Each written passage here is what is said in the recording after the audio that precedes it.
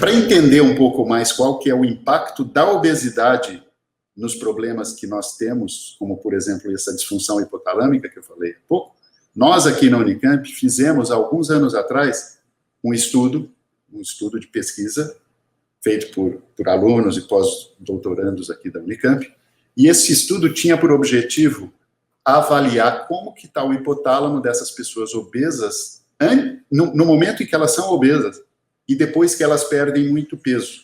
A gente queria ver se a perda de peso teria um impacto benéfico no hipotálamo dessas pessoas. Para saber, assim, bom, se o hipotálamo é um dos grandes responsáveis pelo desenvolvimento da obesidade e das outras doenças associadas à obesidade. Será que quando eu perco peso efetivamente, eu consigo melhorar um pouco o meu hipotálamo? Então, para isso, a gente usou ressonância magnética para medir esse problema no hipotálamo. Existem alguns métodos de ressonância magnética que permitem que a gente avalie a função dos neurônios. E o que nós fizemos? Nós pegamos pessoas aqui do Hospital das Clínicas da Unicamp que iam ser submetidas à cirurgia bariátrica. Então, a gente já sabia que eles iam perder muito peso por causa da cirurgia bariátrica. Aí nós fizemos uma ressonância magnética nelas antes da cirurgia bariátrica e mais ou menos 8 meses depois da cirurgia bariátrica, eles já tinham perdido, nessa época, uns 60% do excedente de peso. E aí nós fizemos a ressonância antes e depois e comparamos as duas ressonâncias. E o que nós encontramos? Bom, primeiro, nós vimos que os obesos, a gente tinha um grupo de pessoas controles, que eram magras, que servem de controle para o nosso estudo. Se a gente pegar as pessoas que eram obesas antes da cirurgia bariátrica e comparar com os magros, a gente viu uma grande alteração na funcionalidade dos neurônios de hipotálamo. Existia muita redução dessa funcionalidade. Os mesmos obesos, 6 meses depois da cirurgia, que já tinham perdido lá uns 60% de excedente de peso, eles mais ou menos 50% do que eles tinham de perda.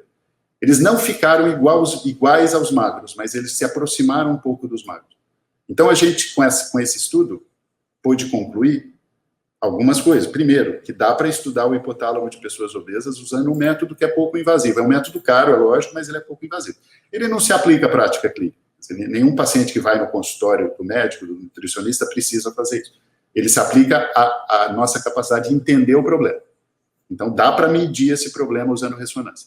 E a segunda coisa importante, e esse sim se aplica à prática clínica, é que quando a gente consegue, com êxito, ter uma boa redução do peso, a gente consegue, pelo menos em parte, recuperar a função do hipotálamo.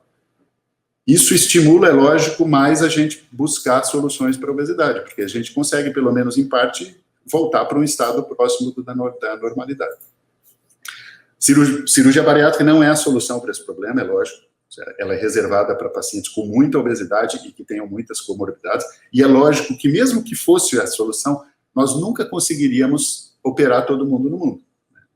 Então, ela é reservada para uma subpopulação pequena dentro das pessoas obesas. A maior parte das pessoas obesas tem que ser tratadas com mudança de hábito alimentar, mudança de hábito de vida, estímulo à atividade física e, eventualmente, ao uso de algum medicamento que possa auxiliar.